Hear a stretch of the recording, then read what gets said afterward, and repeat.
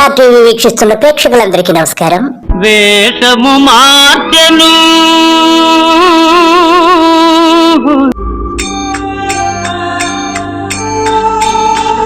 భాషను మార్చెను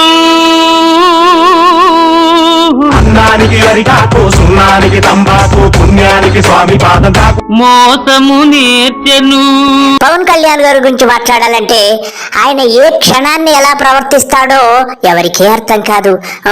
నిన్న లడ్డూ విషయంలో లేనిపోని రాద్ధాంతాలు చేసేసి జడేసేసుకున్నాడు, జడ వేసేశాడు, పచ్చబట్టలు కట్టేశాడు, దీక్ష అన్నాడు, దేవాలయాల మెట్లు కడిగేశాడు, అనేక రకాలుగా వింత ప్రవర్తన ప్రవర్తించేశాడు. మరి ఈ రోజు సుప్రీంకోర్టు ఏం చెప్పిందో తెలుసా పవన్ కళ్యాణ్ నీకు? మరి నువ్వెందుకు ఇంప్లీడ్ కాలేదు? అందులో కూడా ఇంప్లీడ్ అయ్యింటే బాగుండేది కదా. సుప్రీంకోర్టు ఈ రోజు ఒక తీవ్రమైనటువంటి వ్యాఖ్యలు చేసింది. నీ గురువు చంద్రబాబు ఏం మాట్లాడాడు అని చెప్పి దాని మీద తీవ్రంగా మాట్లాడడం జరిగింది. అసలు కల్తీయే జరగలేదని కూడా ధర్మాసనం భావిస్తుందో పక్క, మీరేమో కల్తీ జరిగిపోయిందని గగ్గోలు పెట్టేశారు, 4 ట్యాంకర్లు వెనక్కి పంపించామన్నారు. కానీ లడ్డూలో కల్తీ జరిగిందా లేదా అనే విషయాన్ని చెప్పకుండా అనవసరంగా నీ యొక్క ప్రతిపక్షాన్ని విమర్శించడమే నీ ధ్యేయంగా పెట్టుకున్నావు.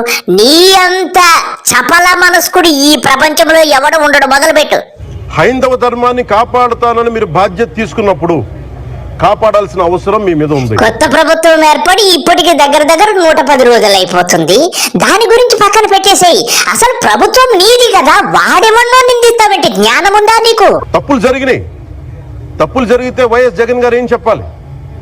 ఒకవేళ నాకు తెలియకుండా మేము ఆయన బ్లేమ్ చేయట్లా, కానీ మీ ఆధ్వర్యంలో జరిగింది, మీరు కాన్స్టిట్యూట్ చేసిన బోర్డు వల్ల జరిగిన తప్పిదాలు. అసలు నువ్వు కడుపుకి అన్నమే తింటున్నావో మరి ఏం తింటున్నావో తెలియదు, కానీ టీటీడీ బోర్డు అపాయింట్ చేస్తే చేసి ఉండొచ్చు. కానీ అధికారం ఎవరిది? నీది కదా. నీది నీ చంద్రబాబు గారిది. నువ్వు అది మాట్లాడు. అధికారంలో ఉండి నువ్వెవరినో నిందించడం ఏమిటి? మేము కనుగొన్నాం, ల్యాబ్ టెస్ట్లు ఇవన్నీ మేము ఆటలాడతామా? ఇవన్నీ బాధ్యత లేదా?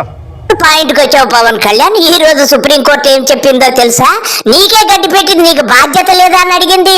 ఎందుకు సెకండ్ ఒపీనియన్ తీసుకోలేదు అడిగింది. లడ్డూలు ఎందుకు టెస్ట్ చేయలేదని చెప్పింది. కేవలం నెయ్యి టెస్ట్ చేసామని చెప్తున్నారు.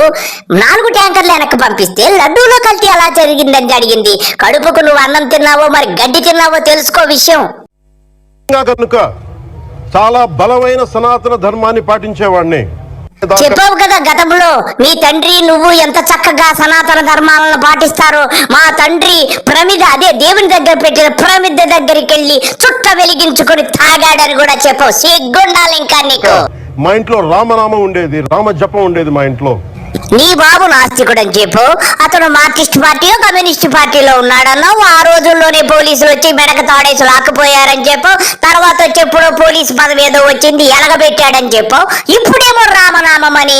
రాముడిని ఎందుకు రాపవు కీర్తి చేస్తావు పవన్ కళ్యాణ్? సిగ్గు లజ్జా ఉండాలయ్యా. అలాంటి రామభక్తులం మేము.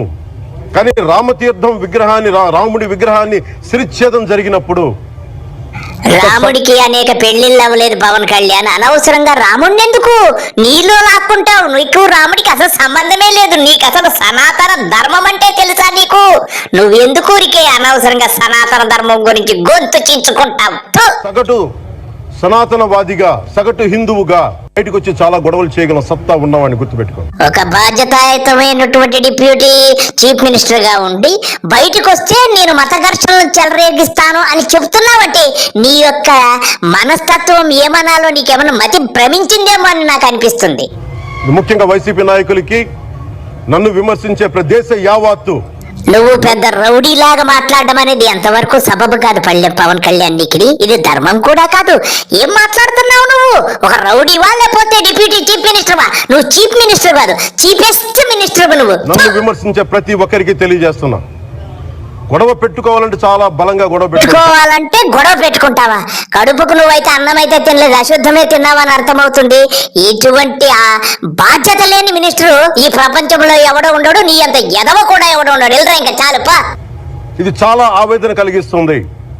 సీతారాం జయ సీతారాం, సీతారాం జయ సీతారాం, సీతారాం జయ సీతారాం. నిన్న కూడా ఒక సంపూర్ణ మద్యపాన నిషేధం ఇవన్నీ గురించి మాట్లాడుతుంటే నాకు అనిపించింది,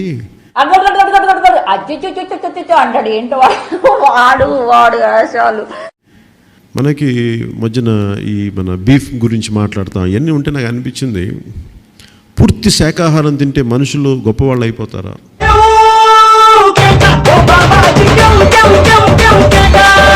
ఏమైందిరా? ఏమీ కాలేదురా, వాడికి పిచ్చి పట్టిందిరా అని అంటే నాకు అనిపించింది, మరి గుజరాత్ పూర్తి శాకాహారం రాష్ట్రం అది, కానీ అత్యంత మారణకాండ జరిగింది కూడా గుజరాత్లోనే. సో తిండి వల్ల మనుషులు మారిపోతారనేది తప్పదు. పవనాలు నిన్ను చూసి ఆ యొక్క ఊసరవెల్లి కూడా ఇన్ని రంగులు మార్చాలని బాధపడుతుందిరా. పైన పటారంలో నలటారం, ఈ జగమంతా డంబాచారం. స్వామి, చంద్రబాబు నాయుడు గారు బాగా తెలుసంట కదా స్వామి. కుర్ర కుంక, వాడు నా పాద దాసుడు. అదే స్వామి, వాళ్ళ ఇంట్లో మీరు నన్ను ఎలాగైనా తిష్టేయించాలో చూడాలి స్వామి. అసంభవం, కుదరదు. ఎందుకు కుదరదు స్వామి? మీకు కావలసిన ప్యాకేజీ నీకు ఇస్తాను స్వామి, నాకు కావలసిన ప్యాకేజీ నేను తీసుకుంటాను స్వామి. బాబు, నాయనా, చిట్టి, కన్నా, నీకు దండం పెడతాను నాయనా. శిష్య, ఇక పని మొదలు పెడదామా? శిష్య, స్వామి, భగవద్గీతలో శ్రీకృష్ణ పరమాత్ముడు ఏమన్నాడు నాయనా? నేను పెద్ద చదువుకోలేదు స్వామి, ఏమన్నాడో తమరే సెలవుండు స్వామి. పని పూర్తయ్యేంత వరకు ఒరిజినల్స్ డూప్లికేట్స్ ఇవ్వద్దన్నాడు నాయన. అలా అన్నాడా? ఇక పని మొదలు పెడదామా? స్వామి, మీరు ఏ టైంలో ఏం చేస్తారో ఏమీ అర్థం కావడం లేదు స్వామి, అంతా కన్ఫ్యూజ్ గా ఉంది స్వామి. మీ లీలలే కన్ఫ్యూజ్ స్వామి, ఏ రోజున ఏ వేషం వేస్తారో కూడా తెలియదు స్వామి. పరబ్రహ్మం, పని మొదలు పెడదామా? ఇప్పటి వరకు ప్రేక్షకులందరూ ముస్లిం వేషం చూశారు, హిందూ వేషం చూశారు. ఇప్పుడు పావలా గారు క్రిస్టియన్ వేషంలో రాబోతున్నారు.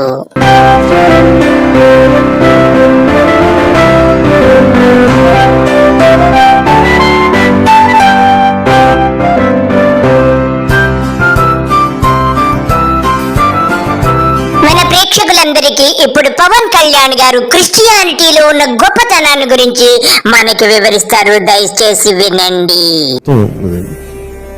విపరీతమైన అంటే నాకు ఒకసారి అనిపిస్తుంది, ఎక్కడెక్కడో విదేశాల నుంచి వచ్చి ఇక్కడ స్థానికంగా కొంత మనం ఇంతమంది రాగలుగుతామంటే సేవా తత్పరత ఉంది, సేవా దృక్పథం ఉంది ఈ మతం, మా క్రిస్టియన్ మతము.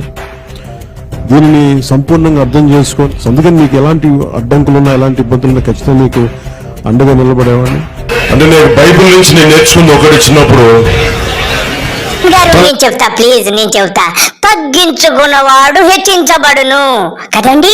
మీరు ఎంతో తగ్గించుకొని ఎంత నీచమైన పనులైనా చేసేసుకొని బాగా హెచ్చింపబడాలని, బాగా ఓట్లు రాబడ్డాలని ఎంతకైనా దిగజారిపోతారు. అవును కదండి. తాను తగ్గించుకున్నవాడు హెచ్చింపబడునని ప్రతిసారి నేను జై హింద్ అని అంటాను. అది నేర్పించింది నాకు ఒక క్రిస్టియన్ టీచర్ నేర్పించారు, సౌరీలో అని చెప్పి. సర్లేరా నీ ఇష్టం, సర్లేరా నీ ఇష్టం. ఆవిడ నేను అమ్మ అంటాను. మహాపరిశుద్ధుడు అయిన దేవా తండ్రి, వందనాలు స్తోత్రాలు చెల్లిస్తూ ఉన్నాము ప్రభు. జనసేన పార్టీ అధ్యక్షులు తండ్రి పవన్ కుమార్ గారిని బట్టి మీకు వందనాలు. సమయంలో ప్రత్యేకంగా తండ్రి యవనస్తులు పవన్ కుమార్ గారిని బట్టి ప్రార్థిస్తున్నాము తండ్రి. ప్రత్యేకంగా ప్రభు ఇదిగో ఆంధ్రప్రదేశ్లో ప్రజలకు సేవ చేయాలని ఒక దృక్బలంతో ఆయన కొన్నవన్నీ వదులుకుని ప్రభు ఇదిగో లోకంలో ఉన్న ప్రజల కోసం వస్తూ ఉన్నారు. నాయన వరకు కావాల్సిన జ్ఞానమును, తెలివిని, బుద్ధిని, వివేచన దయచేయమని తండ్రి ప్రార్థిస్తున్నాను. ముఖ్యంగా ప్రేక్షకులు నేను ఒక మాట చెప్పాలి. నాకు ఏ మతాన్ని కూడా ద్వేషించాలని గాని విద్వేషం గాని నాకు లేదు. అన్ని మతాలు సమానమని గౌరవించేటువంటి మనస్తత్వం కలిగిన వాడిని నేను. పాస్టర్లందరూ ఒక చక్కటి మాట చెప్పారు, ఈ పవన్ కళ్యాణ్కి మంచి బుద్ధి ప్రసాదించాలని ఆ జీసస్ ని ప్రార్థించడము నాకు చాలా ఆనందంగా ఉంది. కానీ పాస్టర్లందరూ ప్రార్థించారు గాని ఆ గురువులు, కానీ ఆయనకు మాత్రము జ్ఞానము గాని రాలేదని పూర్తిగా అర్థమవుతుంది. మీ నామానికి మహిమ తెచ్చుకోమని ప్రార్థన చేయొచ్చు. ఈ ప్రార్థన యేసు నామములో అడిగి వేడుకొనుచు ఉన్నాము తండ్రి.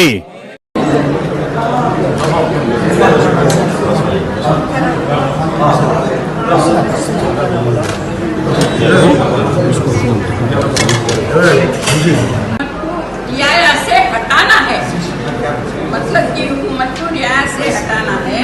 जो झूठे वादे करता है उसे फौरन भगाना है। ముఖ్యంగా పవన్ కళ్యాణ్కి ఒక మాట చెప్పదలుచుకున్నాను. ప్రతి సెకండ్ కి రంగులు మార్చడం మంచిది కాదయ్యా, అది ఊసరవిల్లి లక్షణంగా కనపడుతుంది. దయచేసి నువ్వు నీ యొక్క రంగులు మార్చుకో. అందరి పట్ల మంచిగా ఉండు, ప్రతి మతాన్ని ప్రేమించు, ప్రతి మతాన్ని గౌరవించు, ప్రతి మతంలోకి వెళ్ళు, నేను కాదనడంలే.